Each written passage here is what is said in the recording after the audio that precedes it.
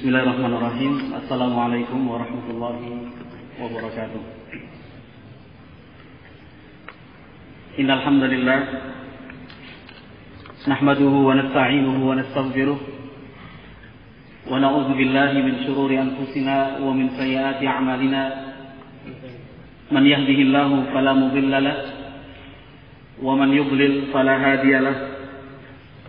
أشهد أن لا إله إلا الله وحده لا شريك له وأشهد أن محمدا عبده ورسوله صلى الله عليه وعلى آله وأصحابه ومن تبعهم بإحسان إلى يوم الدين. قال الله عز وجل في القرآن الكريم: يا أيها الذين آمنوا اتقوا الله حق تقاته ولا تموتن إلا وأنتم مسلمون. فإن أصدق الحديث كتاب الله وخير الهدى هدى نبينا محمد صلى الله عليه وسلم وشر الأمور محدثاتها فإن كل محدثة بدعة وكل بدعة ضلالة وكل ضلالة في النار. معاشر المسلمين إخواني في الله rahimani wa rahimakumullah. Alhamdulillah, puji, tahmid dan syukur kita ucapkan dan kita panjatkan hanya untuk dan kepada Allah Subhanahu wa taala. Tanpa karunia dan anugerah darinya tidak akan mungkin hingga saat ini masih tertanam rasa cinta dan rasa rindu kepada ayat-ayat Al-Quran dan hadis Nabi alaihi salatu wassalam yang kemudian membawa dan memudahkan setiap langkah kaki kita untuk menghadiri majlis ilmu semacam ini. Ma'asyiral muslimin, ikhwati fillah yang dimuliakan dan dirahmati Allah Azza wa Jalla, tema yang akan diangkat dalam pertemuan kali ini termasuk tema yang cukup menarik karena melihat kenyataan dan fakta yang terjadi di tengah-tengah masyarakat kita, dan kita merupakan unsur dan komponen dari masyarakat tersebut. Begitu banyaknya, seolah tidak pernah berhenti dan tidak pernah terputus berita, cerita demi cerita, peristiwa dan kejadian yang mengungkapkan betapa banyaknya keluarga yang mengalami konflik. Karena konflik yang terjadi di dalam dan di tengah keluarga, madaratnya hanya Allah Subhanahu wa taala yang Maha mengetahui. Akibat dan dampak yang timbul itu bukan hanya dirasakan oleh pihak-pihak yang langsung terlibat di dalam konflik di dalam keluarga tersebut, tetapi akibat dan dampak dari konflik di tengah keluarga itu pun akan menggeser tatanan hidup bermasyarakat dalam lingkup yang lebih luas, yang jauh lebih luas. Pada saat setiap ahli kemasyarakatan berbicara tentang pekat penyakit masyarakat, demikian juga dosa-dosa sosial, mulai dari kenakalan remaja, maraknya prostitusi, demikian juga penyimpangan-penyimpangan seksual lainnya, lalu pembunuhan, benci-membenci, permusuhan. Sekian banyak dari persentase yang ada didominasi, mayoritasnya justru berawal dari konflik di dalam keluarga. Kita ambil satu contoh. Ma'asyiral muslimin yang dimuliakan dan dirahmati Allah Azza wa Jalla. Kita ambil satu contoh. Keberadaan anak-anak jalanan yang mengatasnamakan diri mereka sebagai anak-anak pang atau cabangnya atau kontra pang. Jangan dikira pang itu satu hati dan satu jiwa seperti yang mereka katakan. Sesama anak pang harus saling menghormati, harus saling menyayangi, toleransi. Tidak. Mereka pun bercabang-cabang, berkelompok-berkelompok, satu dengan yang lain juga saling memusuhi. Tidak seperti slogan yang mereka usung. Sekian penelitian dilakukan dengan objek penelitiannya adalah anak-anak tersebut, anak-anak pang yang menghiasi tanda petik, setiap perempatan dan jalan-jalan panjang. Seolah-olah pandangan mata kita tidak akan pernah lelah untuk melihat pang, sana lagi pang, pang. Laki-laki, perempuan dalam usia yang masih sangat muda sekali. Anting-anting berderet antara kanan dan kiri tidak seimbang. Karena anting-anting yang di telinga kanan jauh lebih besar daripada anting-anting yang di telinga kiri. Sedikit-sedikit numpang. Kalau nggak mau dipukul bodi mobilnya. Teriak sana, teriak sini. Ngutut. Kalau ngutut ya. Merokok. Belum lagi kalau kita berbicara tentang dibalik kehidupan mereka itu. Nah, di tempat-tempat yang sepi sebagai markas mereka. Demikian juga di tengah-tengah malam. Nah, mereka sebagai objek penelitian ternyata memberi sebuah kesimpulan kepada kita semua. Mayoritas mereka terjun ke dunia pang itu disebabkan oleh konflik di dalam keluarga mereka. Sungguh. Hanya sebagian kecil, tidak sampai 10% dari mereka yang ikut terjun hanya karena ingin coba-coba saja. Sebagian kecil. Mayoritasnya hampir 90% selalu terikat dan terkait dengan latar belakang konflik di dalam rumah tangga antara ayah dan ibunya. Demikian juga antara orang tua dengan anak. Dia melihat, dia menyaksikan, dia mendengar. Akhirnya dia menganggap rumah itu sebagai penjara. Waliyadzubillah. Barangkali ada di antara kita yang sudah memiliki pemahaman seperti itu, banyak-banyak beristighfar dan bertaubat kepada Allah Azza wa Jalla. Menganggap rumah itu adalah penjara. Sehingga inginnya lari dari rumah. Tidak ingin lama mentap di rumah. Mereka anak-anak tersebut menganggap rumah adalah sebuah penjara. Yang membelenggu. Membuat mereka menderita dan sengsara. Akhirnya mereka lari dari rumah. Bukan puluhan ribu, bukan ratusan ribu populasi anak-anak pang di Indonesia.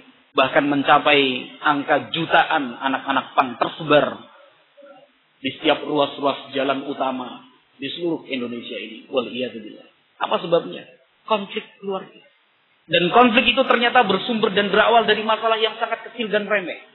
Namun karena tanpa bimbingan agama, tanpa mendapatkan pengarahan dan nasihat yang sebenarnya harus diterima, panduan hidup dari yang menciptakan hidup. Kalau panduan hidup dari makhluk dan ciptaan, belum ada jaminan panduan itu berhasil dan sukses. Tetapi kalau panduan hidup itu kita wujudkan dan kita laksanakan berdasarkan dari zat yang telah menciptakan kehidupan ini, maka pasti berakhir dengan baik. Pasti berakhir dengan baik. Ini contoh yang pertama. Mengapa contoh ini saya berikan? Demikian juga nanti contoh yang kedua. Agar kita bisa memahami secara utuh urgensi atau sisi pentingnya kita membahas materi semacam ini. Apa sih kalau kita ingin berbicara? Maka salah satu pertanyaan yang harus terjawab sebelumnya adalah mengapa harus berbicara tentang ini? Kan begitu. Latar belakang pembahasan ini itu apa? Jangan sampai kita berbicara panjang lebar sana dan kemari, tetapi kita belum mengerti tujuan latar belakang dan maksudnya itu apa. Ini contoh pertama yang saya berikan. Contoh yang kedua adalah waliyadzubillah nas'alullah as-salamata wal afiyah. Keberadaan wanita-wanita nakal tidak bisa kita pungkiri, tidak usah kita ingkari. Bahwa hal itu memang benar-benar ada. Bukan kita tidak mengingkari perbuatan salah itu, bukan. Tetapi yang saya maksud, kita tidak perlu mengingkari tentang keberadaan mereka itu betul-betul ada. Diakui maupun tidak. Secara resmi, ataukah tidak resmi, diam-diam. Tetapi keberadaan mereka betul-betul ada. Bahkan setiap hari semakin meningkat jumlah mereka. Sama dengan contoh pertama yang saya berikan tadi. Ma'asyiral muslimin yang dimuliakan dan dirahmati Allah Azza wa Jalla.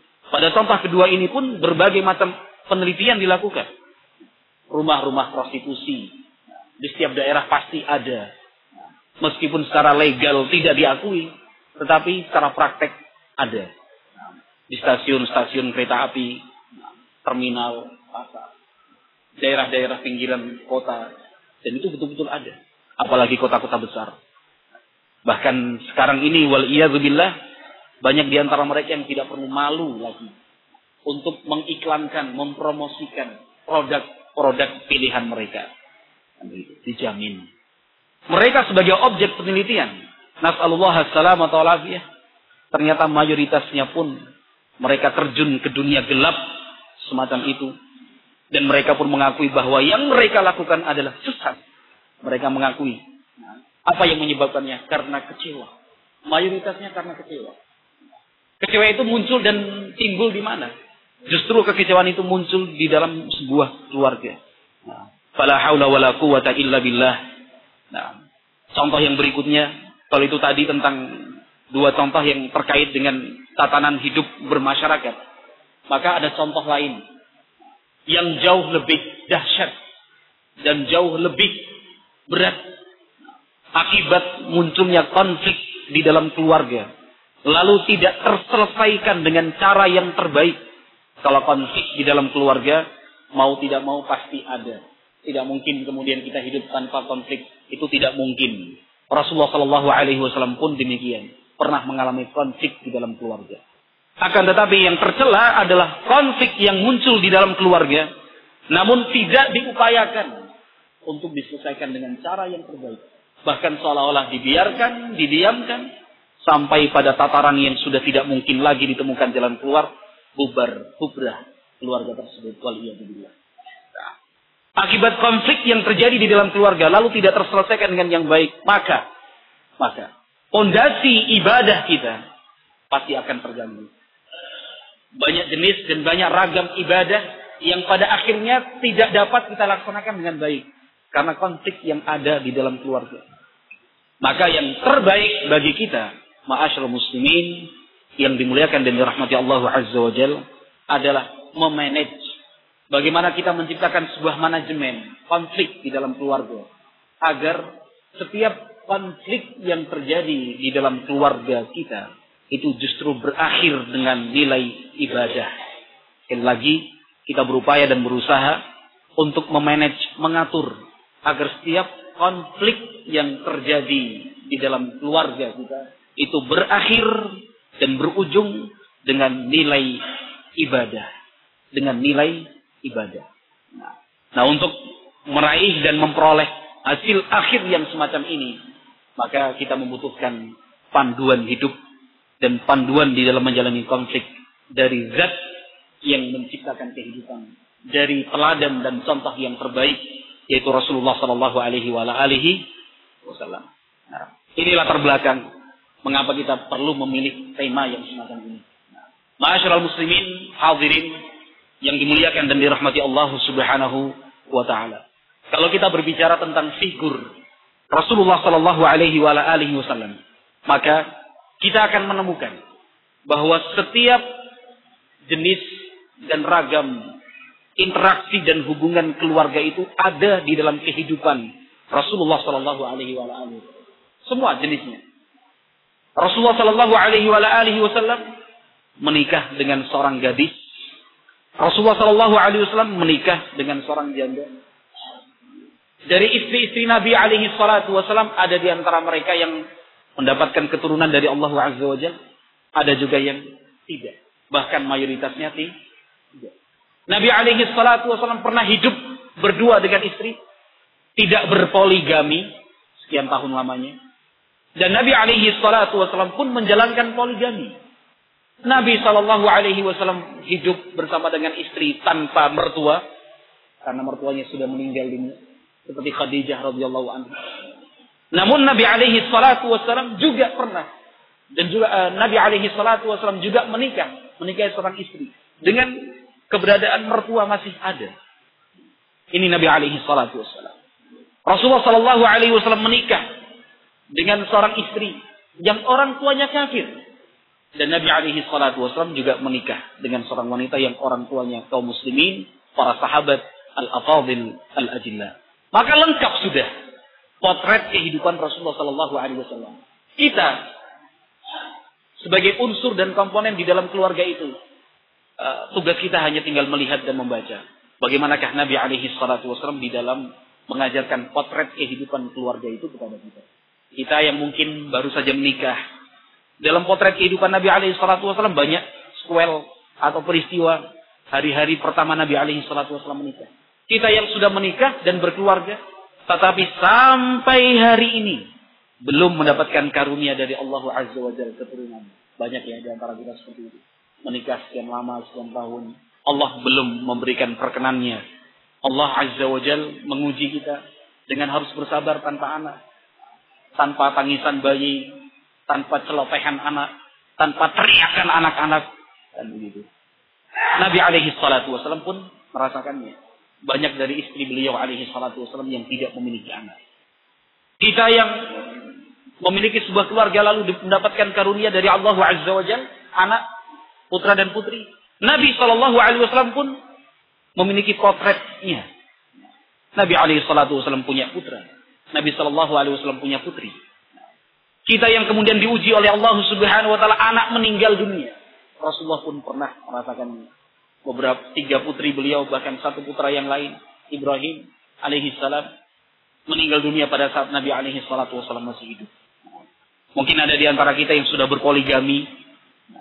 Nabi alaihi salatu wasallam pun sudah mengajarkan kepada kita potretnya seperti apa hidup berpoligami itu. Nah, ada aturan dan syarat yang berlaku. Dan itu tanda bintangnya besar. Bukan tanda bintang kecil, hadiah, heboh. Tanda bintang kecil, tulisan di bawah kecil, syarat dan ketentuan berlaku. Marketing, bohong-bohongan. Ini tidak. Nabi SAW sudah memberikan aturan, ketentuan, dan syarat yang mesti harus diperhatikan. Ikhwati fillah, ma'asyiral muslimin, yang dimuliakan dan dirahmati Allah Azza wa Jalla. Di satu sisi, saya juga memendam rasa malu untuk membicarakan hal ini di hadapan hadirin seluruhnya. Karena secara pengalaman saya kalah jauh. Secara pengalaman. Tetapi dalam kesempatan ini kita sama-sama belajar. Maka saya akan menyampaikan materi ini bukan dalam rangka menggurui, tetapi kita berbagi informasi. Ini yang saya tahu, mungkin dilengkapi nantinya dengan pengalaman-pengalaman yang sudah terjadi. Alhamdulillah. Dengan demikian kita akan semakin kuat, semakin rekat dan semakin kokoh. Karena kaum muslimin itu adalah sebuah bangunan. Satu sama lain saling menguatkan. Ma'asyiral muslimin yang dimuliakan dan dirahmati Allah Subhanahu wa ta'ala. Materi kali ini kita akan membaca sebuah hadis Rasulullah sallallahu alaihi wasallam. Hadis ini tergolong hadis ahadits tiwal.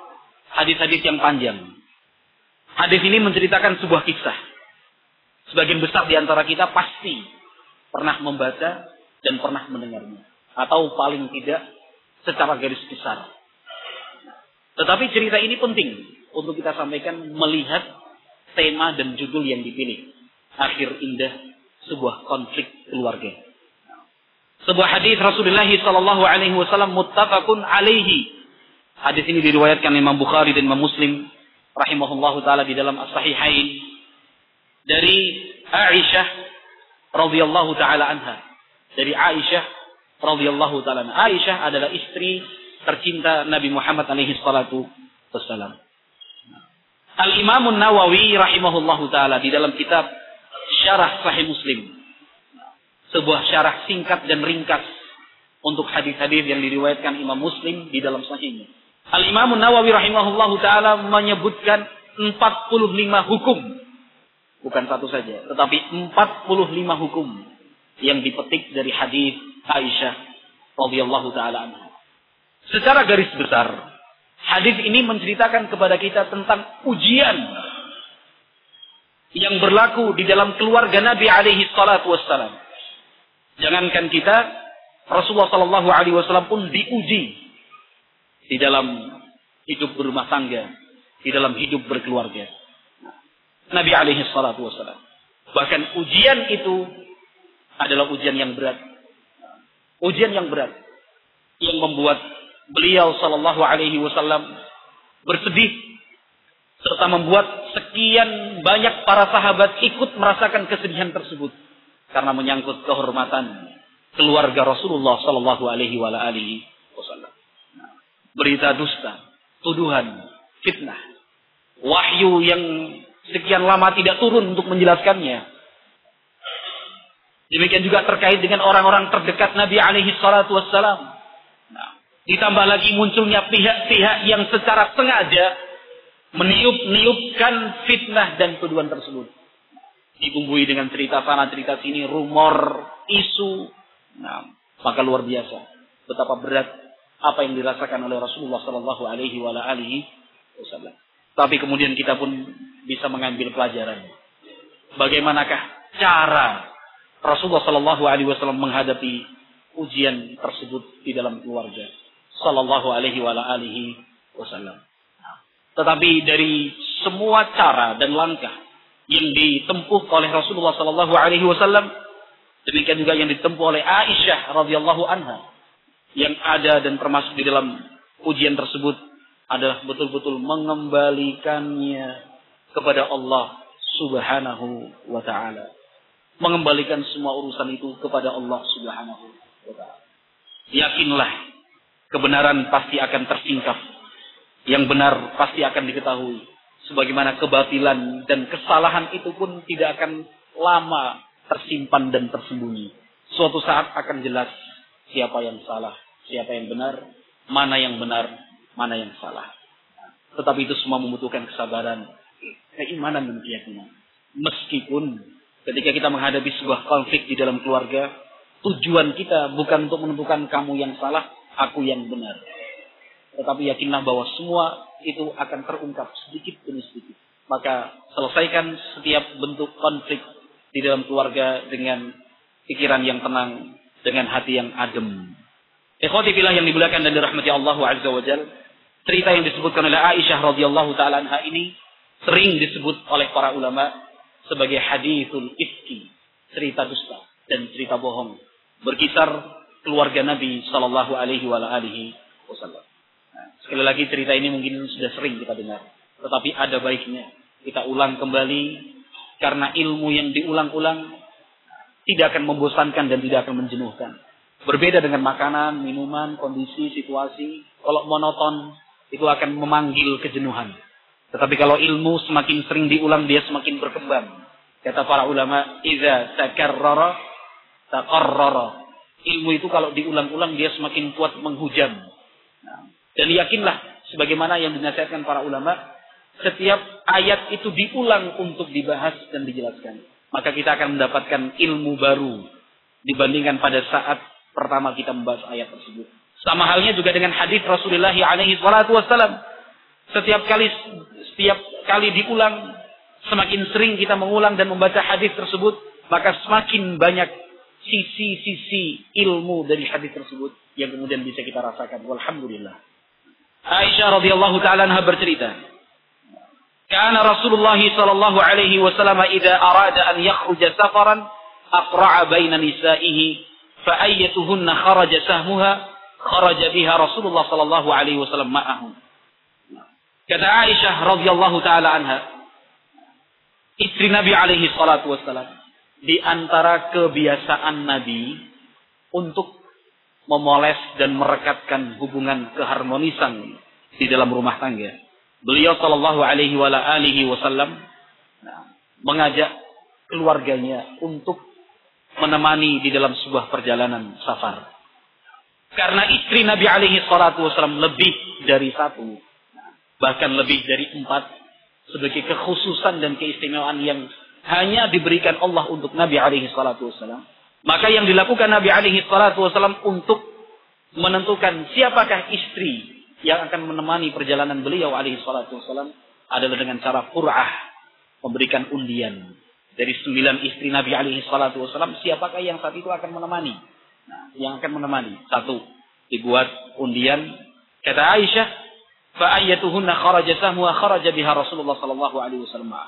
Siapapun yang namanya keluar dalam undian itu, dialah yang menyertai Nabi alaihi salatu wasallam. Bahkan tidak jarang Nabi alaihi salatu wasallam mengajak lebih dari seorang istri untuk bersama-sama menemani di dalam perjalanan. Salah satu hikmah. Mengapa Nabi alaihi salatu wassalam menyertakan istri dan keluarga untuk menempuh perjalanan itu? Karena dengan proses safar perjalanan, kita akan semakin mengenal watak dan tabiat pasangan kita. dengan hidup bertetangga, kalau dalam muamalah kita sehari-hari, dengan melakukan safar perjalanan bersama, disitulah tabiat dan watak manusia yang asli itu keluar. Nah, dari situ kita akan mulai mengenal. Semakin kita mengenal lebih dekat tabiat dan watak pasangan kita, kalau kita aplikasikan dalam sebuah hubungan rumah tangga. Kalau hubungan lebih luas berarti semakin kita mengenal tabiat dan karakter sahabat dan teman kita, kita tentunya semakin harus bisa memaklumi. Sebab pada saat yang bersamaan, pasangan kita pun semakin mengenal lebih dekat tabiat dan karakter kita. Kan begitu? Maka sesuatu yang sangat yang sangat menyedihkan sekali. Ketika dalam hidup berumah tangga, seorang suami mengatakan, dulu awal-awalnya yang saya tahu istri saya baik. Tapi lama-kelamaan, bertahun-tahun, kok akhirnya sifat dan watak dia yang jelek muncul. Akhirnya berpikir untuk menceraikannya. Apakah dia sebagai suami tidak menyadari bahwa dalam rentang waktu itu juga istri juga mengetahui sisi-sisi buruk kita, kan begitu? Apa kemudian kita mengatakan, oh nggak ada sisi buruk saya? Hanya saja mungkin istri diam, tidak menceritakan, tidak menyampaikan hal-hal buruk yang tidak dia sukai, mungkin dia. Atau sebaliknya pun seperti itu. Maka dengan melakukan perjalanan bersama, akan terlihat watak aslinya itu seperti apa. Bukan untuk kemudian kita berpikir dipertahankan ataukah dilepas, bukan. Semakin kita mengenal watak dan karakter pasangan kita, maka kita semakin bisa memanage, mengatur, mengolah. Ya samalah dengan kendaraan yang kita punya. Kita semakin tahu kelemahannya, semakin ngerti selahnya, kan begitu. Demikian juga hidup berumah tangga, kurang lebih contoh sederhana saja. Maka Nabi Shallallahu Alaihi Wasallam tidak keberatan kalau kemudian dalam perjalanan itu istrinya ikut. Karena ada sebagian di antara kita kalau sudah ikut ya, Allah repotin baik. Nanti tengah jalan ini dan engkau muntah, sedikit panas, lagi sedih jelek balik. Ini sudah terjatuh dalam satu hal yang tidak sepantasnya dia lakukan. Tidak perlu menyimpulkan, tidak usah kemudian memprediksi Allah paling begini. Melu ya, bah ikut ya. Ayo ikut berangkat. Gitu. Bukan orang merepoti lah. Saya sendiri aja lah. Bapak sendiri atau ayah sendiri, abi sendiri, abah sendiri. Bukan seperti itu. Apa susahnya mengajak istri, mengajak anak-anak? Senang malah ada teman bicara. Malah bisa membantu kita untuk menahan pandangan. Kan begitu ya. Kalau bonceng istri atau satu mobil dengan istri, ada perempuan cantik mau lihat kan, jujur ya, begitu. Tapi kalau sendiri, kayak CCTV itu kan alat yang semua seolah-olah itu bisa merekam segala sesuatu, melihat segala sesuatu, bahkan teringat-ingat kan begitu. Tapi Masya Allah, itu salah satu hikmah saja. Kalau sudah bersama dengan istri, Masya Allah ada yang melayani, lebih tenang, kan begitu. Juga bisa membantu kita untuk menahan pandangan. Mau lihat, seakan-akan kita ditegur. Ada deleng guys, sedih bocok, kan gitu. Jangan lihat, kamu sudah punya istri, kan gitu. Misalnya, alhamdulillah. Dan ini Rasulullah Sallallahu Alaihi Wasallam. Kata Aisyah berikutnya, fa'aqra'a bainana fi ghazwatin ghazaha. Suatu saat Nabi Sallallahu Alaihi Wasallam berencana untuk berangkat berperang, bukan tulakan barang. Bukan ziarah ke rumah teman. Bukan senang-senang. Bukan. Ini berangkat berperang.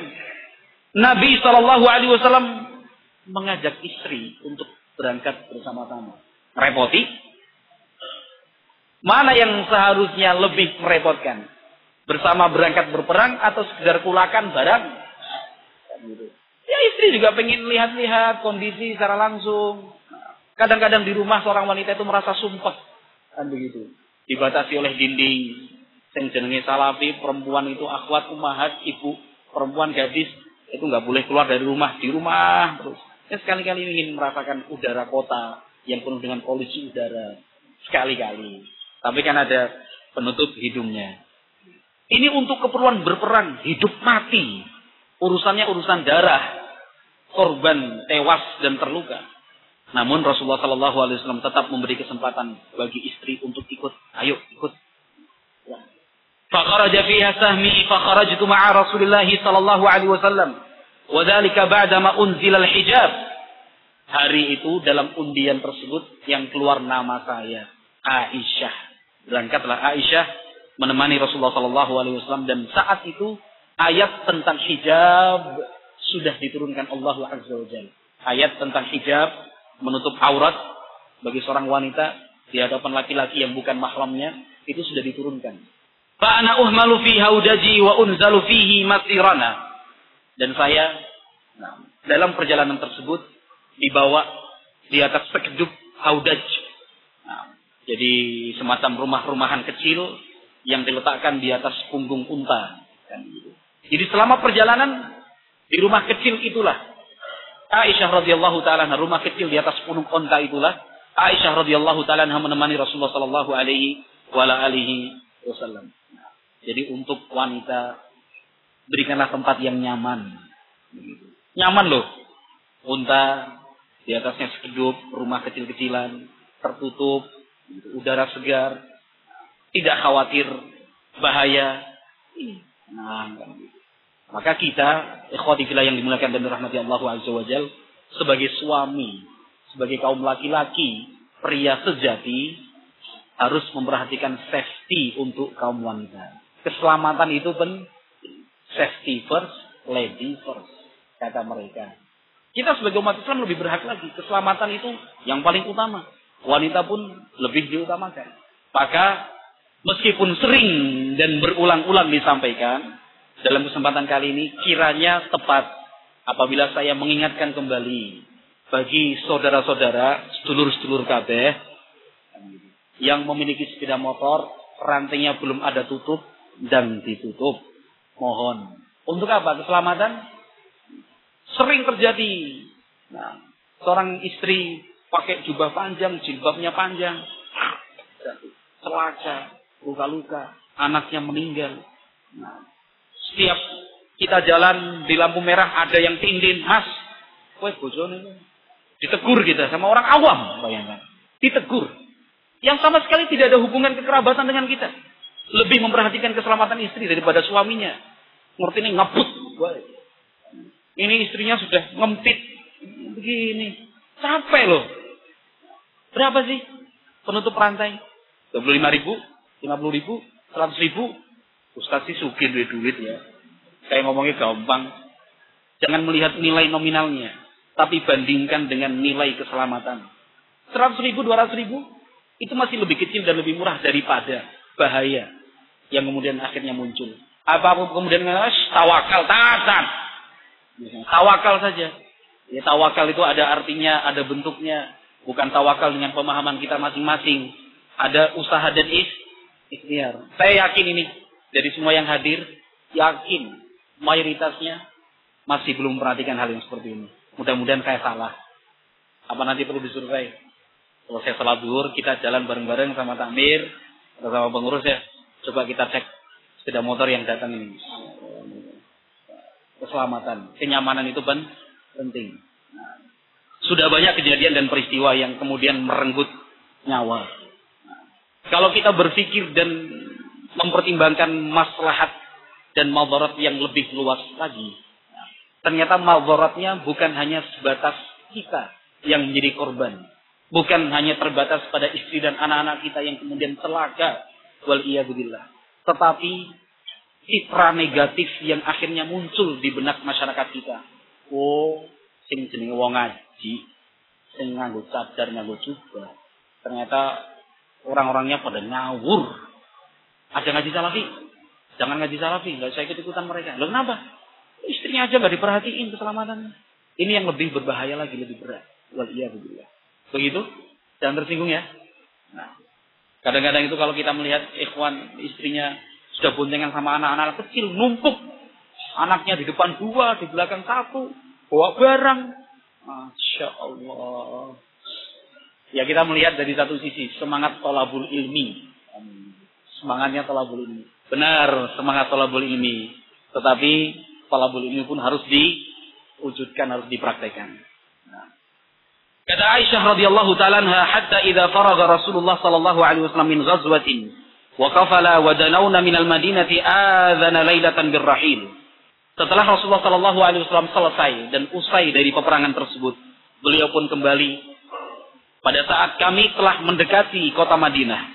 Di suatu malam Rasulullah sallallahu alaihi wasallam menyampaikan, memerintahkan agar tetap terus melanjutkan perjalanan. Berhenti sebentar untuk beristirahat, tetapi malam itu juga tanpa menanti datangnya pagi, Rasulullah sallallahu alaihi wasallam mengumumkan berangkat. Fakumtu hina adzanu birrahil famashaitu hatta jawaztu al-jaysha. Falamma qadaytu min syani aqbaltu ila ar-rahli falamastu sadri fa idza ifdi min jaz'i dhafar qad inqata'a. Faraja'tu faltamastu ifdi fahabasani ibtigha'uhu wa aqbala ar-rahtu alladhina kanu yarhaluna li. Kata Aisyah, ketika pengumuman perjalanan dilanjutkan, tidak perlu menunggu pagi, Aisyah radhiyallahu taala anha kemudian berjalan meninggalkan pasukan perang tersebut untuk menunaikan hajat. Menjauh dari induk pasukan, menunaikan hajat. Selesai menunaikan hajat, aku kembali ke induk pasukan, aku raba. Ternyata kalung yang aku pakai, buatan dari daerah Dhafar di negeri Yaman, ternyata putus dan hilang. Akhirnya saya kembali mencari kalung tersebut. Karena mencari kalung tersebut di tengah malam, akhirnya pasukan induk itu kemudian mereka berangkat meninggalkan saya tanpa mengetahui. Ini Aisyah radhiyallahu taala. Beberapa fawaid disebutkan oleh para ulama rahimahumullahu taala tentang hal ini, bahwa seorang wanita itu sangat senang sekali dengan perhiasan. Bahkan Allah Azza wa Jalla di dalam Al-Qur'an memberikan dan menjelaskan tentang sifat dan watak asli kaum wanita itu suka dengan perhiasan. Allah Azza wa Jalla berfirman, "Awaman yunashsha'u fil hilyati wa huwa fil hisami ghairu mubin." Di dalam ayat ini Allah Azza wa Jalla menjelaskan bahwasanya wanita itu sejak dia lahir itu sudah difitrahkan, diciptakan fitrahnya untuk senang dengan perhiasan. Maka kalau ada orang yang bertanya, hadiah terbaik apa yang bisa saya berikan kepada istri saya? Maka jawaban yang terbaik adalah berikan untuknya perhiasan. Berikan untuknya perhiasan. Rasulullah Shallallahu Alaihi Wasallam pun demikian.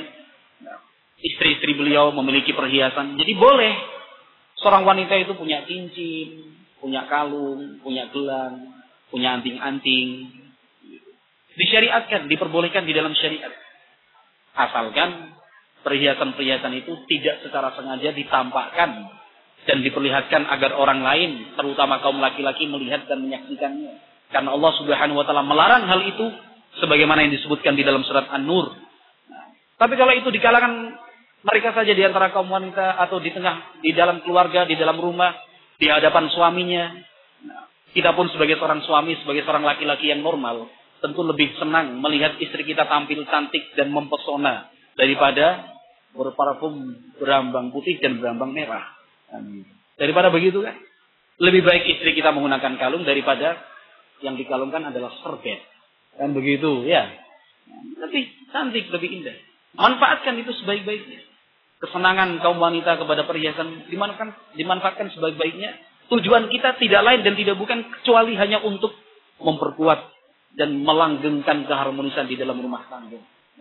Fitrah wanita. Ini kalau kita berbicara atas nama wanita, saya mewakili kaum wanita. Secara fitrah mereka, wanita itu akan merasa diperhatikan oleh pasangannya. Dalam hal ini adalah suaminya. Dengan salah satu bentuk perhatian itu apa? Mendapatkan hadiah dalam bentuk perhiasan. Tidak perlu mahal-mahal. Tidak perlu yang harganya yang tidak bisa dijangkau. Tidak perlu berat-berat, abot. Secukupnya saja. Yang paling penting adalah perhatian. Bukan nilai dari barang yang diberikan. Bukan dari nilai barang yang diberikan. Maka ketika perhatian semacam ini dalam bentuk memberikan hadiah berbentuk perhiasan, itu akan semakin menambah rasa cinta istri kepada sang suami. Monggo boleh dicoba. Jangan-jangan selama berumah tangga, perhiasan itu diberikan hanya pada saat akad nikah saja sebagai mahar. Sampai kemudian punya anak 5, punya anak 7, nggak pernah belikan perhiasan lagi. Nah, atau bahkan perhiasannya dipinjem, digadaikan untuk modal usaha. Sudah diberikan. Nih, cincin gelang karo kalungnya. Apa sih? Itu yang maharnya dulu, Abi. Kenapa ngomong baik? Misalnya digadaikan buat usaha gimana? Oh, nggak apa-apa, boleh. Nah, begitu. Tapi apa ya tega ya kawan? Tega seperti itu. Kalau secara hukum boleh, kalau istrinya mengizinkan secara hukum Islam. Boleh apa enggak? Boleh, karena itu adalah menjadi harta istri. Maka ya atau tidaknya tergantung oleh keputusan istri. Istri mengizinkan, ya enggak apa-apa. Tiga baik, bagus. Tapi kalau misalnya istri mengatakan, wah bolehlah, jangan mah, yang lain saja. Itu juga hak dia sebagai seorang istri. Tapi kalau kita berbicara sebagai suami, pihak suami, apa kemudian tega? Dan tega banget, yakin sudah perhiasan itu kita berikan sebagai mahar, kemudian hari berikutnya kok dipinjam, digadaikan. Karena digadaikan belum tentu kembali nantinya, kan begitu. Nilai historisnya itulah pertanda dan lambang cinta. Ya, luar biasa. Jangan diganggu gugat lambang itu. Kan begitu. Maka ikhwati fillah yang dimuliakan dan dirahmati Allah Azza wa Jalla. Nah, apabila Allah Subhanahu wa taala memberikan rizki yang berlimpah kepada kita, atau kita bisa menabung. Nah, kita bisa menabung. Salah satu bentuk yang bisa kita berikan untuk istri kita sebagai tanda cinta adalah perhiasan. Daripada dibelikan makanan, terus kalau dapat kelebihan rezeki, pulang sudah bawa buah-buahan, ini dan itu. Sekali-kali, box tahun pisan. Cepetan ya. Atau berapa tahun sekali, nabung, suatu saat pulang sudah bawa perhiasan. Iklan produk ternama. Iklan bank ya. Kita kalau masuk mesin ATM, itu kan ada layarnya. Bank apa begitu. Suatu saat saya pernah lihat, sering lihat. Yang ditampilkan itu apa? Suaminya naik pesawat ke luar negeri ya. Kemudian pakai kartu kredit, ngutang. Begitu, kartu kredit ngutang. Kemudian dibelikan oleh-oleh cincin. Pulang sampai ke Indonesia, disambut istrinya sudah. Bayangkan. Konsep memberi hadiah dalam bentuk perhiasan kepada istri itu sudah diajarkan oleh Islam. Sudah diajarkan oleh Islam. Nah, maka ikhwati fillah, ma'asyiral muslimin yang dimuliakan dan dirahmati Allah Azza wa Jalla. Nah, demikian Aisyah radhiyallahu taala anha ketika meraba, kalungnya putus, kemudian Aisyah kembali ke tempat sebelumnya, ternyata kemudian rombongan pun berangkat. Kata Aisyah berikutnya, farahaluhu ala ba'iri alladhi kuntu arkabu wa hum yahsibuna anni fihi wa kanat nisa'u idzaka khifafan lam yuhabbalna wa lam yaghshahunna al-lahmu innama ya'kulna al-'urqata min at-ta'am falam yastankiril qauma thiqal al-hawdaj hina rahaluhu wa rafa'uhu. Nah, para sahabat yang bertugas mengangkat haudaj ini. Nah, mengangkat haudaj. Haudaj itu kan rumah-rumah kecil tadi ya. Ketika berhenti kan diturunkan. Ya. Bukan tetap di atas unta. Turunnya bagaimana nanti? Diturunkan. Ketika pasukan itu berangkat, haudaj ini diangkat kembali, diletakkan di atas punuk unta, baru dibawa. Nah, para sahabat tidak merasa aneh. Aisyah radhiyallahu taala yang saat itu belum naik, itu biasa saja. Kata Aisyah, karena zaman itu kaum wanita badannya ringan, tidak termakan oleh kegemukan, Nah, ini kaum wanita di zaman Rasulullah Shallallahu Alaihi Wasallam. Ya kalau bahasa kita langsing, bukannya gemuk dan gembrot. Al-Imam Nawawi rahimahullahu taala di salah satu faidahnya yang ke-13, beliau mengatakan di antara faidah atau ilmu yang bisa diambil dan diserap dari hadis ini, bahwa untuk kaum wanita sebaiknya tidak terlalu berlebih di dalam mengkonsumsi makanan. Untuk kaum wanita secara khusus. Nah, melalui hadis ini. Untuk kaum laki-laki nanti pembahasannya. Nah, ini yang terbaik. Wallahu a'lam bishawab. Seperti yang dikatakan Aisyah radhiyallahu taala anha. Saat itu kaum wanita itu tidak terlalu gemuk. Jadi para sahabat mengangkat biasa saja. Mereka tidak merasa bahwa Aisyah saat itu belum naik di dalam haudaj.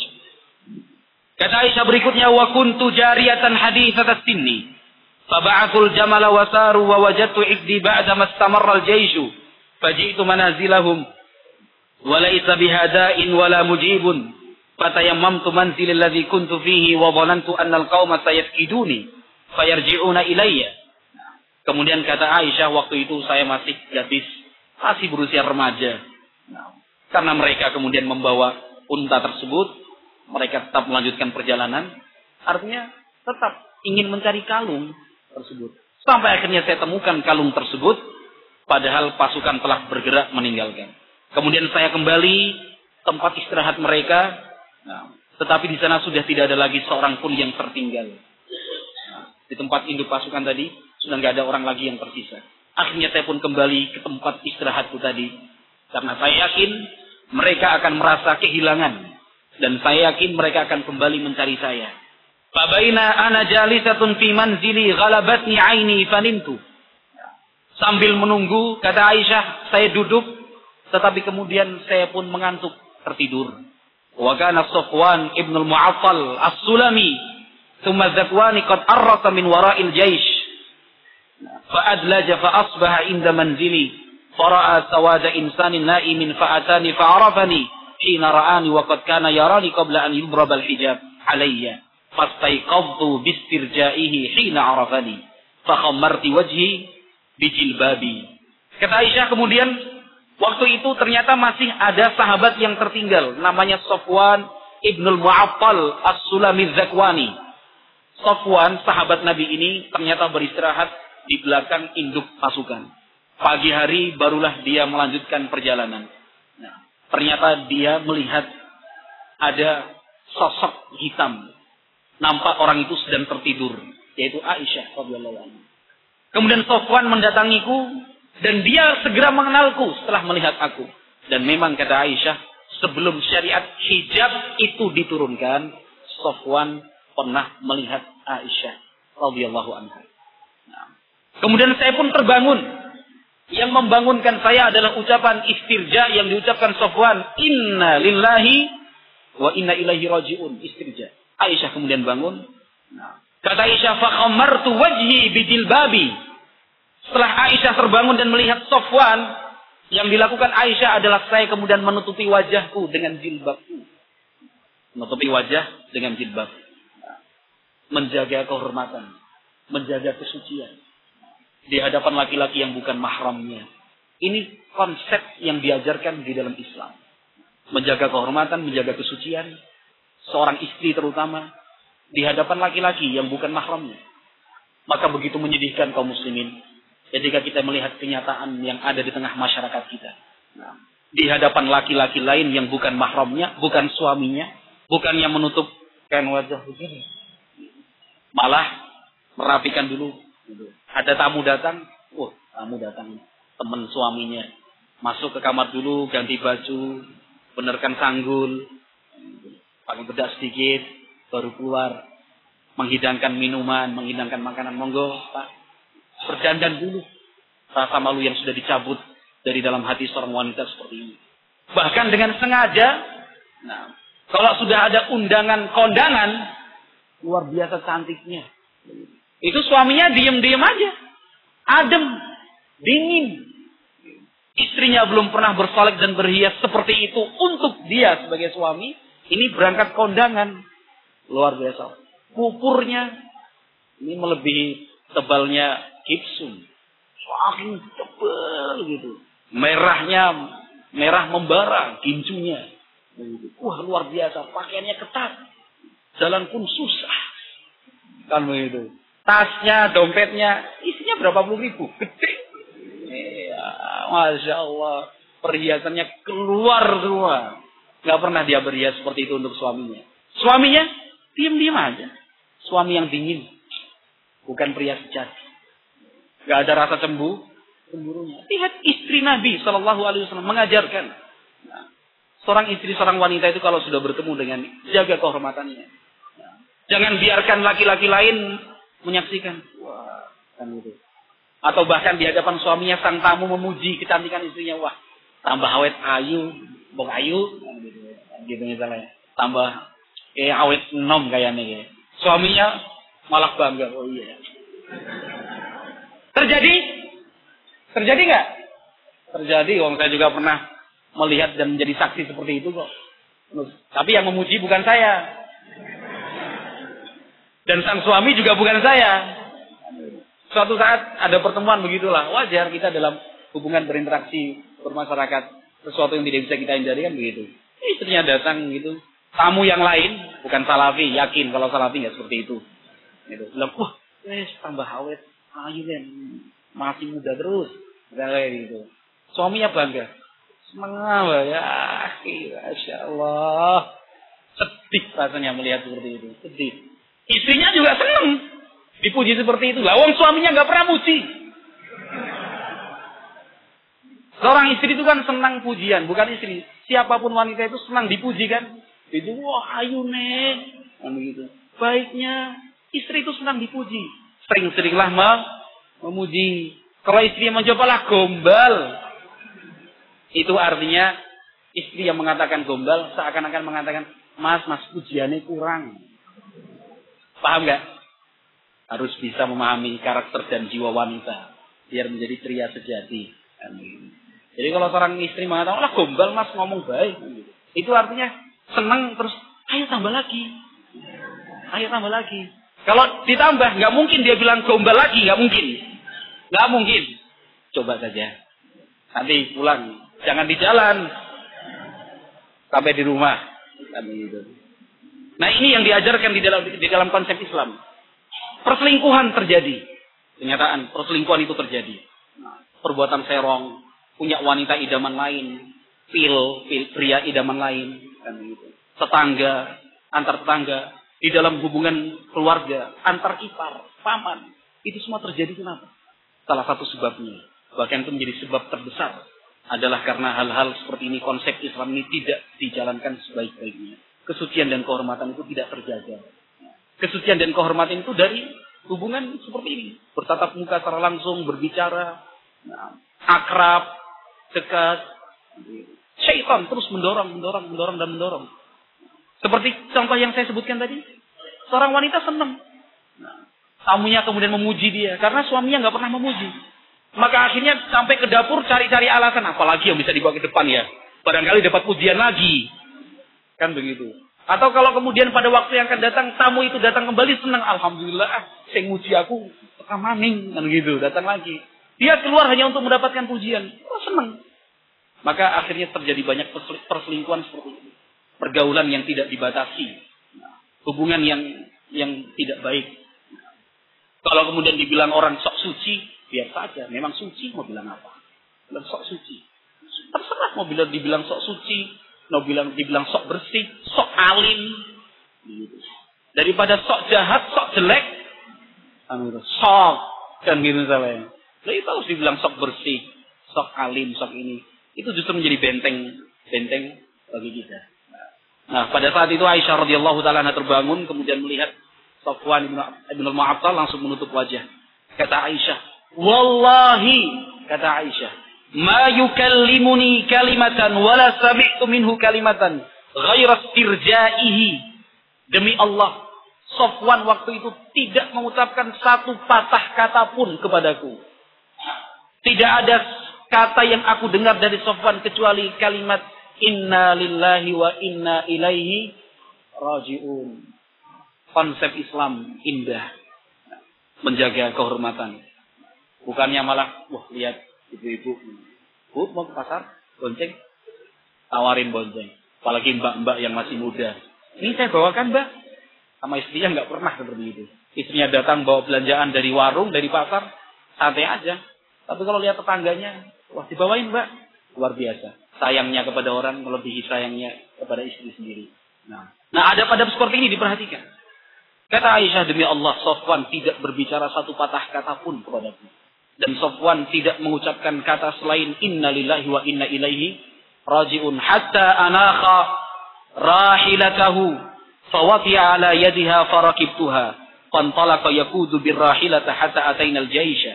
Ba'dama nazalu mughirin li nahri al-zahirah. Fahalaka man halaka fi sya'ni Wa kana alladhi tawalla kibrahu Abdullah bin Ubay bin Salul. Kemudian Safwan bin Mu'attal menderumkan untanya. Untanya suruh duduk. Kemudian Aisyah radhiyallahu taala anha menunggangi unta itu. Lalu oleh Safwan bin Mu'attal unta tersebut dituntun. Aisyah radhiyallahu taala anha naik di atas unta tersebut. Sampai kemudian kami bertemu dengan induk pasukan. Safwan bukan di belakang unta, sahabat yang mulia ini, tetapi di depan unta. Nah, ini juga etika dan adab yang mesti kita perhatikan. Agar kita tidak leluasa dan tidak tergoda untuk memandang dan melihat, maka kita posisinya di depan. Kata para ulama rahimahumullah, di antaranya adalah Al-Imam Nawawi rahimahullahu taala, di antara faedah yang beliau sebutkan adalah istihbabul ithari birrukubi wa nahwihi kama fa'ala Safwan. Seharusnya yang disunahkan di dalam konsep Islam adalah mendahulukan dan mengutamakan kaum wanita dalam kendaraan dan yang semisalnya, seperti yang dilakukan oleh Safwan ibn Mu'attal. Beliau rela berjalan kaki, sementara kendaraan itu diberikan untuk Aisyah radhiyallahu taala. Artinya kita sebagai laki-laki harus banyak-banyak mengalah. Itu sudah fitrah. Laki-laki itu mau mengalah. Kita berikan servis dan pelayanan yang terbaik untuk mereka. Jangan kemudian memaksakan diri. Jangan kemudian memaksakan diri. Yang dilakukan oleh Safwan bin Mu'attal radhiyallahu taala anhu ini perlu kita perhatikan, yaitu al-ithar, lebih mendahulukan kaum yang lemah, wanita, anak-anak, dibandingkan kepentingan kita sendiri. Ini yang terbaik. Ketika etika yang semacam ini bisa terjaga dan bisa terwujud dalam sebuah rumah tangga, maka insyaallah taala keluarga tersebut akan harmonis. Seperti yang saya singgung di depan tadi. Orang-orang kafir saja, orang-orang kafir yang jauh dari nilai-nilai Islam, mereka sampai membuat slogan lady first. Lady itu, perempuan itu didahulukan, konsep safety di dalam tempat kerja, entah itu perusahaan atau pabrik industri atau sistem penyelamatan dan keamanan, kebakaran atau tenggelam kapal, atau apapun yang terjadi, mereka orang-orang kafir sudah menerapkan konsep itu, lady first. Yang didahulukan adalah wanita dan anak-anak serta orang tua. Anak-anak, wanita, orang tua, itu yang didahulukan. Laki-laki belakangan. Karena pada umumnya laki-laki itu lebih kuat, lebih memiliki kemampuan di dalam menghadapi setiap kondisi dan keadaan. Jangan istri terus yang suruh ngalah. Kan begitu. Jangan istri terus yang suruh ngalah. Kemudian kata Aisyah radhiyallahu taala anha, faqadimna al-Madinata fashtakaitu hina qadimna al-Madinata syahran. Setelah itu kami pun tiba di kota Madinah. Sejak hari kepulangan tersebut, saya jatuh sakit selama 1 bulan. Aisyah radhiyallahu taala anha jatuh sakit selama 1 bulan. Wan nasu yufidhuna fi qawli ahli al-ifki wa la ash'uru bi syai'in min dzalik. Padahal orang-orang itu menyebarkan berita dusta tentang saya. Wala ash'uru bi syai'in min dzalik, dalam keadaan saya tidak mengetahui sedikit pun apa yang sedang terjadi. Nah, sama sekali tidak tahu apa yang sedang terjadi. Kata Imam Nawawi rahimahullahu taala, di dalam hadis ini disebutkan annahu yustahabbu an yastura 'anil insani ma yuqalu fihi idza lam yakun fi dzikrihi faidatan. Kama katamu an Aisyah radhiyallahu anha hadzal amr syahran wa lam tasma' ba'da dzalika illa bi'aridin arad wa huwa qaulu Ummu Mistah Ka'isa Mistah. Dari peristiwa ini para ulama mengatakan sebaiknya berita mengenai seseorang itu tidak perlu disampaikan kepada orang tersebut jika tidak memberikan manfaat dan faedah. Jangan kita menjadi sebab retaknya hubungan antar sesama. Kita telah melakukan dosa namimah, mengadu domba tanpa kita rasakan. Lepas omongannya. Cari si fulan, kamu begini. Sudah dengar beritanya belum? Apa beritanya? Loh, antum belum dengar beritanya? Belum. Tapi jangan marah ya. Dan tersinggung. Kenapa sih? Antum tuh dibilang pelit. Marah. Siapa yang bilang? Dikejar maksudnya. Antum gak usah tahu. Enggak, harus tahu. Biar saya datangi orangnya. Begitu. Yang seperti ini akan meretakkan hubungan. mengurangi barakallahu fikum, mengurangi muamalah, ukhuwah, maka tidak perlu yang seperti itu disampaikan. Kita yang mendengar berita itu cukup melihat dan menilai betul nggak orang ini pelit, ternyata tidak. Oh, berita itu bohong. Oh, ternyata orang ini pelit. Apakah dalam segala hal dia pelit? Apakah kepada setiap orang dia pelit? Itu kan perlu diteliti. Ternyata ada kan di antara kita, kalau kepada si A pelit, nggak mau. Kalau kepada si B, ya dermawannya minta ampun, luar biasa ngasih. Tapi sama ini bisa jadi. Dan itu ada dan terjadi di tengah-tengah masyarakat kita. Jadi perlu kita perhatikan. Tidak semua berita tentang si A, tentang si B, tentang si C, itu kemudian kita sampaikan dan kita ceritakan kepada si A, si B, dan si C tersebut. Ada manfaatnya atau tidak? Manfaat itu pun harus jelas. Maslahatnya harus rajihah. Maslahatnya harus betul-betul kuat dan mendominasi. Saat itu selama 1 bulan namanya orang menceritakan tentang Aisyah radhiyallahu taala anha. Dituduh ini dan dituduh itu. Karena Aisyah radhiyallahu taala anha tertinggal dari rombongan induk pasukan, malah berduaan dengan Sofwan ibn Mu'attal. Bahkan Aisyah dinaikkan di atas kendaraan milik Sofwan ibn Mu'attal. Apa yang terjadi? Nah, berita seperti ini disebarluaskan.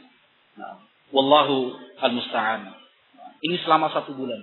Wa huwa yaribuni fi wajai anni la a'rifu min Rasulillah sallallahu alaihi wasallam al-lutfa alladhi kuntu ara minhu hina ashtaki. Kata Aisyah radhiyallahu taala anha, memang ada sesuatu yang aneh, yang ganjil saya rasakan, kata Aisyah. Selama sebulan aku sakit, saya tidak merasakan kelembutan dari Rasulullah sallallahu alaihi wasallam dan kasih sayang beliau seperti yang aku rasakan sebelum-sebelumnya. Ada yang aneh, ganjil. Kok Rasulullah sallallahu alaihi wasallam sikapnya mengalami perubahan? La a'rifu min Rasulillah alaihi salatu wasallam al-lutfa alladhi kuntu ara minhu. Saya tidak melihat dan tidak merasakan kelemah lembutan dan kasih sayang sebagaimana yang ditunjukkan oleh Nabi alaihi salatu wassalam. Dan itu kan sudah kita rasakan, ma'asyiral muslimin, yang dimuliakan dan dirahmati Allah azza wa jalla.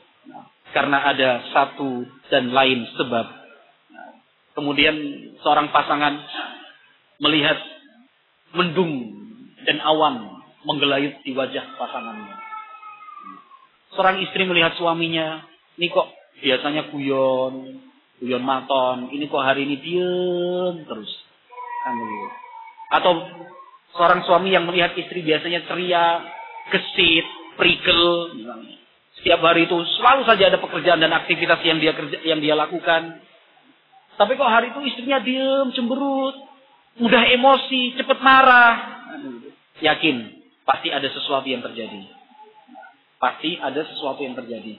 Tidak perlu terburu-buru, tidak perlu tergesa-gesa mengambil sebuah kesimpulan. Jangan-jangan suaminya nggak cinta lagi, dan jangan istrinya kesetiaannya sudah mulai goyah. Jangan tergesa-gesa, jangan terburu-buru. Ada apa sebenarnya? Perhatikan, teliti, jangan cepat mengambil kesimpulan. Itu penting, karena yang menghadapi kenyataan seperti ini lalu dia segera mengambil kesimpulan, maka akibatnya adalah hanya penyesalan. Hanyalah penyesalan. Nah, sebagai contoh misalnya,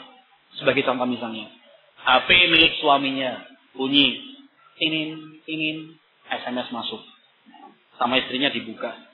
Jawabannya misalnya, Mas, jangan lupa kirim pulsanya ke nomor ini. Tulisannya di bawah, Dewi Rahayu. Sudah ngambil kesimpulan seperti ini kan gitu. Suaminya datang sudah dituding-tuding. Sambil nangis. Kamu tega melakukan seperti ini? SMS apa ini, Mas? Padahal sebenarnya SMS seperti itu kan sekarang unsur penipuannya kan banyak. Siapa itu Dewi? Siapa itu Rahayu? Adiknya atau siapa? Belum tahu.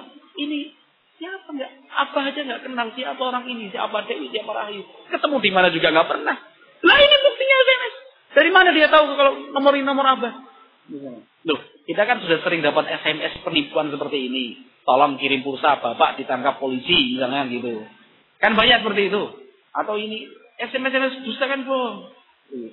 Apa kemudian karena satu sebab seperti ini yang belum bisa dipastikan kebenarannya, itu kemudian bisa menggoyahkan dan menggeser kepastian sikap dari seorang suami. Kan selama ini suami itu cinta, sayang kepada istrinya. Hanya karena satu sebab yang belum pasti kemudian yang namanya pasti tergeser. Tidak masuk akal. Ayo coba telepon. Telepon. Siapa itu Dewi, siapa Rahayu? Telepon. Ternyata yang angkat laki-laki. Gitu. Coba telepon.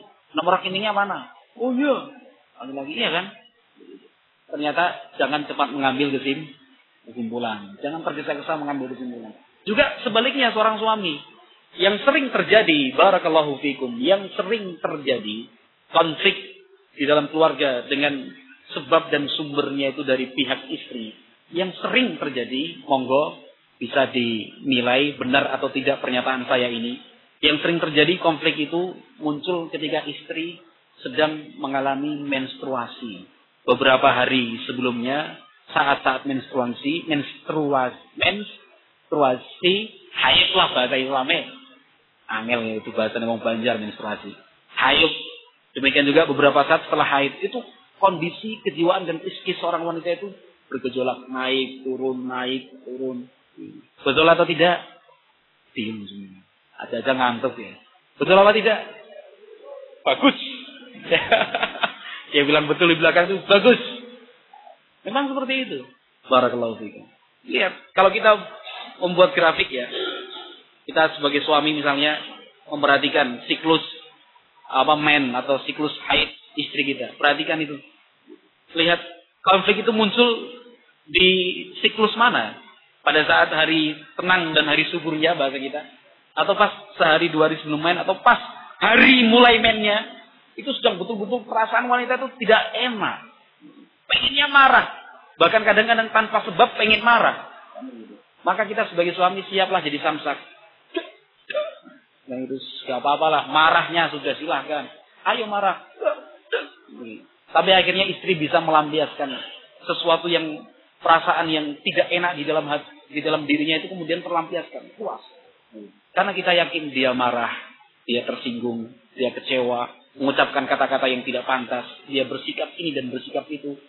Kita yakin bahwa itu semua muncul bukan karena bukan karena tidak cintanya kepada kita, tapi karena memang kondisi fitrah seorang nggak bisa loh kita katakan ya seharusnya Umi itu tahu kalau sudah momen itu diem, diplaster. Begitu. Kita tidak bisa memaksakan seperti itu sudah fitrah anak Adam yang bernama wanita itu seperti itu. Maka banyak suami yang kemudian menyesal, mengambil kesimpulan, tergesa-gesa, baru kemudian setelah berangsur-angsur baik, kembali normal, barulah dia tahu, oh kemarin istri saya baru dalam kondisi yang sangat tidak menyenangkan, yaitu hari pertama haid. Wallahu al-musta'an. Sekali lagi jangan tergesa-gesa dan jangan terlalu cepat mengambil sebuah kesimpulan. Kata Aisyah radhiyallahu ta'ala anha, aku yang membuat saya ragu saat itu. Mengapa? Sikap lembut dan kasih sayang yang biasa ditunjukkan Nabi Shallallahu Alaihi Wasallam selama sebulan itu tidak ada. Tidak seperti biasanya. Innama yadkhulu Rasulullah Shallallahu Alaihi Wasallam fayusallimu, thumma yaqulu kaifa tikum fadzaka yaribuni, wala ash'uru bisyarri. Yang dilakukan Nabi Shallallahu Alaihi Wasallam selama sebulan itu hanya masuk ke dalam rumahku, kemudian bertanya kaifatikum, apa kabarmu. Nah, ini yang membuat saya ragu. Ada sesuatu yang ganjil terjadi. Dan selama sebulan itu la asy'uru bisyarri. Saya tidak merasakan dan tidak bisa meraba peristiwa yang sesungguhnya terjadi itu seperti apa. Nah, tetapi kewajiban Nabi Shallallahu Alaihi Wasallam tetap dilakukan, yaitu menjenguk, mendatangi, kemudian bertanya bagaimana kabarmu. Nah, seorang suami yang baik seperti ini, selalu dan setiap saat dia bertanya kepada istrinya, apa kabarnya, bagaimana keadaanmu, apa yang bisa saya bantu, apa yang bisa saya lakukan. Istri kan senang begitu. Wanita betul-betul diajeni, diuangke. Kita sebagai seorang suami sering-sering mengatakan, ada yang bisa saya bantu, yang saya kerjakan hari ini. Oh ini mas, wah jangan yang ini, yang lain aja. Nah, itu menyakitkan. Itu menyakitkan. Tapi berusaha penuhi. Nah, meskipun kita yakin gak bisa, yang penting, oh ya, kerjakan ini ya. Begitu misalnya. Ini misalnya lampunya mati ini. Oh ya, gak tahu menahu tentang listrik, jelas gak tahu masalah listrik. Tapi demi menjaga keharmonisan rumah tangga, tetap, oh ya, gampang. Apa sih? Ya, siap. Ambil tray, dibuka, saklar ini. Nggak tahu ini masalah listrik ini. Tapi kan istri kita lihat, suami saya, Masya Allah ini, pinter nih. Suami saya, ini kita nggak bohong, cuma bongkar tok. Cuma lihat-lihat ini, pasang lagi. Cepet. Masih mati nih. Nggak tahu teman-teman. Tapi wallah alam ini yang saya sampaikan didengar oleh kaum istri gak ini. Kita perlu trik yang lain. Karena untuk trik yang ini istri sudah tahu nih. Suami kelodak, nggak tahu, ngomong baik mas orang ngerti kan gitu. Tapi ini salah satu contoh saja. Triknya begitu. Yang penting kita tawarkan. Ada yang bisa saya bantu? Oh ada yang lampunya mati. Oh ya. Ambil tray. Bukan. Waduh apa nggak tahu listrik ya. Kecewa istri. Yang penting tek ini lihat pasang lagi cetek. Mati misalnya. Ambil tangga, meja. Ganti lampunya. Ambil lampu dari yang lain pasang lagi. Kok juga mati ya. Nggak tahu soal listrik sama sekali kan gitu. Akhirnya ini kayaknya harus manggil tukang nih. Oh ya sudah bagus. Akhir dan kesimpulannya sama. Kita nggak tahu.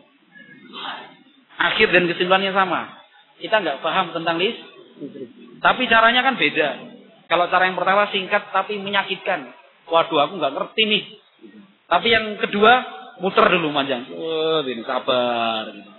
Akhirnya, tapi kan istri sudah bisa melihat. Suami saya sudah berusaha. Suami saya sudah berusaha. Sama juga dengan seorang istri. Biar imbang ya. Suaminya datang bilang, nih, aku dapat cerita dari temanku apa? Dia baru pulang dari Jepang. Hah? Terus, kata dia, makanan di sana enak-enak. Ceritanya begini. Bisa nggak masak seperti itu nih? Bisa! Gitu. Nggak tahu menahu ini masakan Jepang kayak apa kan begitu. Jangankan masakan Jepang. Masakan Indonesia saja. Sesama anggota Provinsi Jawa, belum semua masakan dia kuasai. Bisa mas, gampang. Demi cinta. Begitu misalnya. Yang penting mas seneng. Apapun saya kerjakan. Setelah jawab, sudah. Akhirnya pinjem buku resep masakan. Atau ini dan itu segala macam.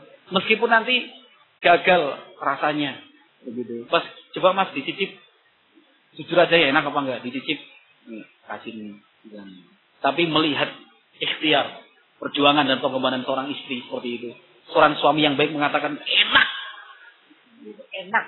pas, begitu. Rasanya pas.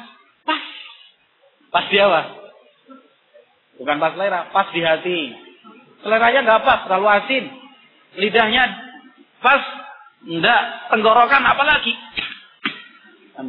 Tapi kita bilang rasanya mas, pas di hati. Tapi bilang pas di hatinya jangan dibilang ke istri. Nanti wah. Tapi rasa di lidahnya nanti dikejar nanti.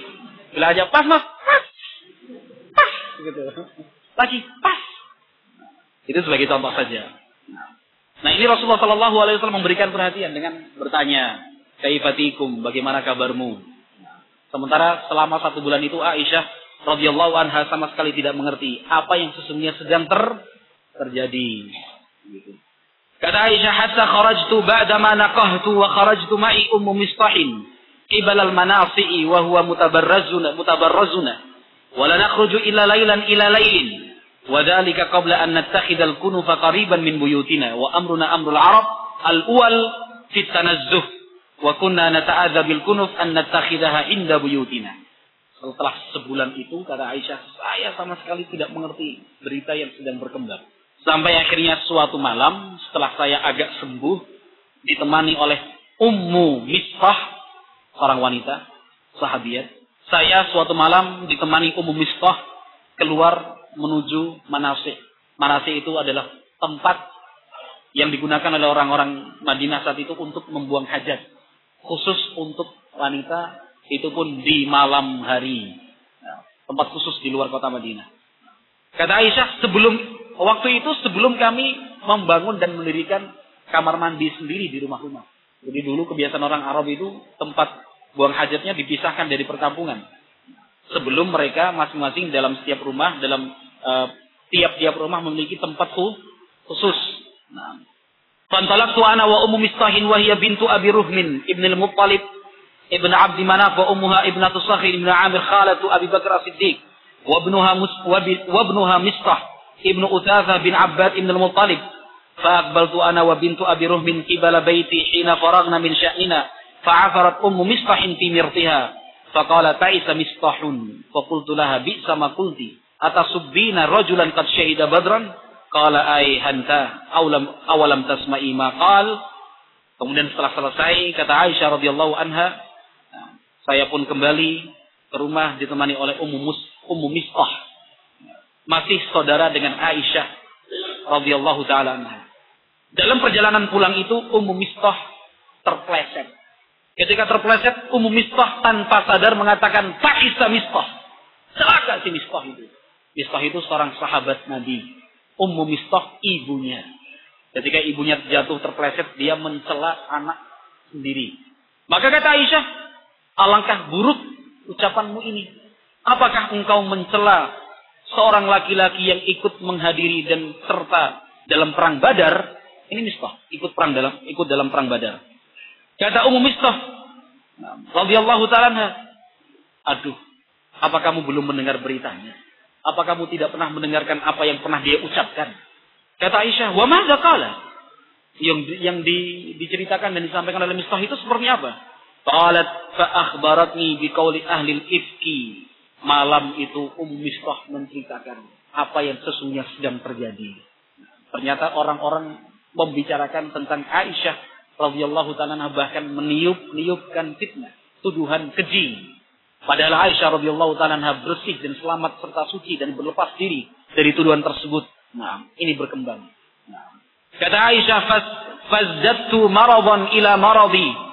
Akhirnya saya pun bukan berangsur lebih baik, tetapi malah bertambah sakit. Nah, karena mendengar berita tersebut. Siapa yang tidak pedih hatinya? Dituduh, ya kan? Nah, kemudian dituding, difitnah. Siapapun kita pasti akan merasa sakit, tersinggung. Kalau dituduh, dicela, nah, rumor, isu dan segala macam. Tapi kita lihat bagaimana Aisyah radhiyallahu ta'ala memberikan gambaran kepada kita cara yang terbaik menghadapi hal-hal seperti itu. Kita hidup di dunia tidak akan mungkin lepas dari omongan orang. Karena kita hidup di dunia ada pro dan ada kontra. Ada yang suka dengan kita, pasti ada yang benci dengan kita. Itu pasti, tidak mungkin tidak.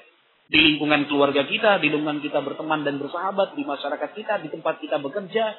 Nah, itu pasti. Kita disuka, kita dibenci. Nah, maka hadapi semua itu dengan kenyataan dan dengan lapang dada. 11.43. Masih 13 menit lagi. Nah, maksudnya pergi sekarang. Pergi setengah 12. Persiapan 4 jam untuk sholat. Nah, maka ikhwati fillah ma'asyiral muslimin yang dimuliakan dan dirahmati Allah azza wa jalla. Kenyataan dan keharusan hidup seperti itu bukan kemudian kita sesali, ya. Bukan kemudian kita terus terbawa oleh arus kesedihan, tapi kita harus melihat dan menyesuaikan langkah dan cara yang terbaik untuk menghadapi semua tuduhan dan fitnah seperti itu bagaimana. Nanti di dalam kelanjutan hadis Aisyah radhiyallahu ta'ala anha dan Rasulullah sallallahu alaihi wasallam akan memberikan bimbingan dan teladan bagi kita semua insyaallah taala. Apalagi kalau kita kaitkan dengan tema yang diangkat, bahwa tuduhan, isu, rumor, tudingan itu kaitannya dengan harga diri dan kehormatan keluarga kita. Kaitannya bukan dengan pribadi-pribadi kita, tetapi akhirnya dengan keluarga kita. Maka perlu dihadapi dengan ilmu dan bimbingan ilahi. Wallahu a'lam bishawab. Insyaallah akan kita lanjutkan pada sesi yang kedua insyaallah. Jadi ini pada kenyataannya menurut pengalaman, tema dan materi seperti ini justru yang paling banyak itu adalah pertanyaan. Kecuali kalau kita sepakat untuk tidak ada tanya jawab, mungkin. Tapi sepertinya itu sulit. Tanya jawab itu harus pasti ada, kan gitu. Maka melihat materi yang belum selesai, demikian juga waktu yang kita gunakan untuk tanya jawab nantinya. Wallahu alam, nanti akan dimulai jam berapa? Akan dimulai kembali jam berapa? Jam 1.04 sampai 1.04 sampai jam 2. Jam 2 pertanyaan. Sampai jam jelang asar jam berapa dulu? Jangan lama-lama loh, kasihan, capek enggak? Berarti lanjut begitu ya? Insyaallah. Jazakumullah khair. Tapi kalau ada yang punya keperluan silahkan. Baik, kita cukupkan sekian untuk sesi yang pertama. Kita lanjutkan insyaallah taala. Wallahu a'lam bishawab. Subhanakallahumma wa bihamdik, asyhadu an la ilaha illa anta, astaghfiruka wa atubu ilaik. Wassalamualaikum warahmatullahi wabarakatuh.